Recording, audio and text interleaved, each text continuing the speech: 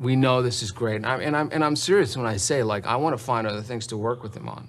Like, I feel like he and I should go to Broadway and bring The Odd Couple and, like, do it together. You're with this amazing franchise, and it works. Like, everything works. Every movie is a success. The last thing you want to do is be the lead of the first thing that does not work. But before we started shooting, Kevin called me one day and was like, you know, Anthony, I won't let you suck. And that was the big thing.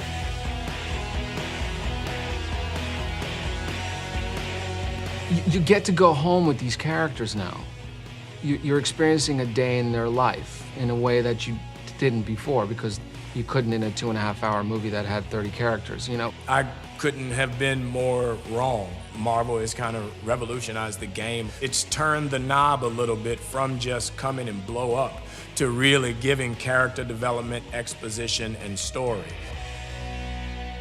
One of the things we were really tackling with tonally for our show was Anthony and I and our rapport, which we have in life, obviously, and, you know, we enjoy working together and busting each other's balls, you know, and how do we translate that to the characters in a way that feels, you know, not just like we're screwing around, but it actually applies to the text and the story and all that stuff, right? And there's this odd couple kind of counterpart to the two of them that we really discovered. I think it was a very smart move, actually, to make WandaVision first. You know, WandaVision is really character and actor-based. It's really, I think, a showpiece for Elizabeth Olsen and everything that she has to do episode to episode, as well as Paul. And it really gives you a great opportunity to invest in those characters and grow with them to the next phase of the Marvel Cinematic Universe. There are things about the Falcon that you never would have, you know, thought of until you see the show. And you understand him in such a different way and after you see the show. And similarly with Bucky, too. Sam Wilson is grappling with the idea of what that new normal is after the blip and figure out how we reacclimate into society. And go, hey, you know, I grew up in the 50s and my mentality is this and this and this, but you know what? Like, wait a minute, I might have to re-ask those questions. I might have to relearn a couple things. I might have to open my eyes a little bigger here, you know, which is something that's very relatable. We've all kind of had to do. And, you know, a lot of the lessons, a lot of the things he learned from Steve Rogers plays into that. That's principles, right? That's morals, bigger issues. And then there's also the little ones, like, can you work an iPhone?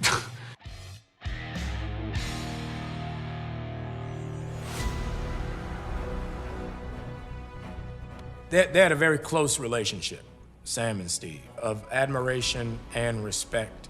But Sam's relationship and most Black Americans' relationship with America is not the case. So that makes the legacy of that shield very complicated. And, you know, it's something that we, as African Americans, have always had to recognize, relate, acknowledge, and accept. So you have to ask yourself the question, are you willing to represent that shield? It's a complicated question and a complicated reality. And that's where the show gets very timely, and that's where the show does feel very familiar. It is a fun show, and it is definitely that buddy comedy that is reminiscent of the 80s, perhaps some of those, you know, familiar movies, but then the show is very grounded because of of the questions that it asks the viewer to ask themselves by the end of it. You know, for me, it's really interesting, not so much as an individual or a person, but, you know, being a dad, being an uncle, it means a lot. Like, there's so many, it's a very interesting time we live in. So I think the idea of kids having to have their, you know, those conversations with their parents and their friends about what the new Marvel universe looks like and the new characters they have and how they fit into that universe. I think it's very important, and I think it's going to leave a legacy on this generation that'll carry on into their next generations.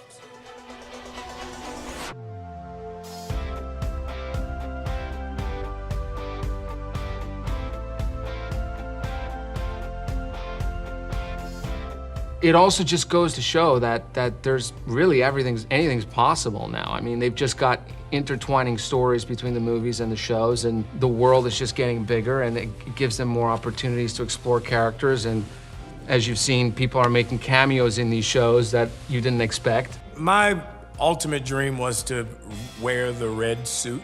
The Falcon had many different suits across the comic book life, but one was the deep V, like spandex red suit.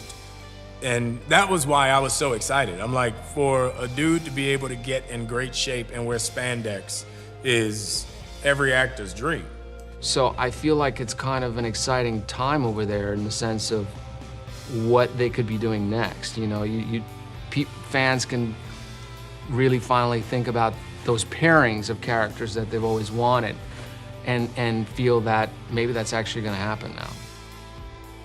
I'm hoping one day that I get to wear the red spandex suit. I think people are going to enjoy that.